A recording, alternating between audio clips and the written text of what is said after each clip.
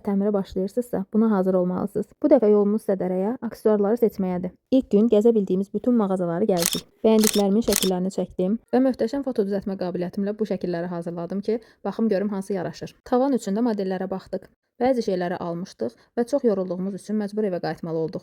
Evdəki vəziyyət isə budur. Otaq və koridor arasındakı keçidi bu cür etdik. Növbəti gün yenidən Sədərəyə yola düşdük. Təmirin sonlarına doğru artıq heç bir istirahət günü sizin deyil. Bu gün nəhayət böyük aksesuarları ala bildik. Öncəki gün gəzmədiyimiz sıralarda gəzdik bugün. Moydadır olaraq bunu seçdik. Güzgüdə isə xırda bir dəyişiklik edildi. Bu da bizim bugünkü qənimətlərimiz. Artıq duş kabinə də qərar verməli idik. Ona görə yenidən bu cür şəkillər hazırladım və qərarım xırda dəyişikliklə ağ rəng oldu.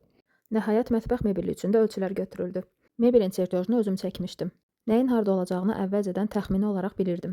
Və son olaraq pəncərə atlığının kənara çıxan hissəsi üçün bir çarə fikirləşməli idik. Çünki yenisini sifariş etmək istəmirdik. Ustamız divarı deşib atlığı pəncərənin altına doğru itələməyi təklif etdi. Biz də razılaşdıq, çünki ən ideal variant bu idi.